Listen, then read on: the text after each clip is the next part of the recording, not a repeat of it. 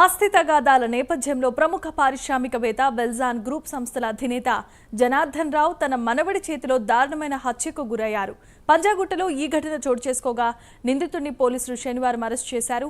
ఏపీలోని ఏలూరుకు చెందిన జనార్దన్ రావు కొన్నేళ్లుగా పంజాగుట్టలోనే నివాసం ఉంటున్నారు. ఇటీవలే తన పెద్ద కుమారుడైన శ్రీకృష్ణను వెల్జాన్ కంపెనీకి డైరెక్టర్గా నియమించారు.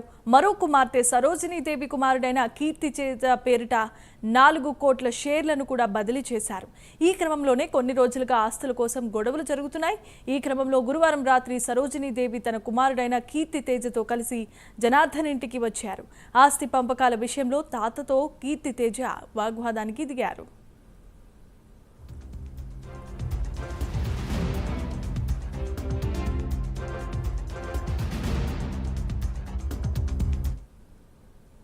తండ్రికి టీ తెచ్చేందుకు సరోజినీదేవి కిచెన్లో వెళ్లగా ఇదే సమయాన్ని అదునుగా భావించిన కీర్తితేజ తన వెంట తెచ్చుకున్న కత్తితో తాతను అతి కిరాతకంగా 73 సార్లు పొడిచి చంపాడు. అరుపులు కేకలు విన్న సరోజినీదేవి పరుగున వచ్చి కుమారుడిని అడ్డుకోపోయారు.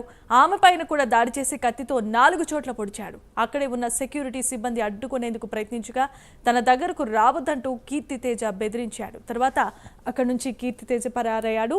కేసు నమోదు చేసుకున్న పోలీసులు శనివారం నిందితుడిని పంజాగుట్టలో అరెస్ట్ చేసి రిమాండ్కు తరలించారు. ప్రస్తుతం సరోజినీదేవి జూబ్లీహిల్స్లో ఆ ఆసుపత్రిలో కూడా చికిత్స పొందుతున్నట్లుగా తెలుస్తోంది.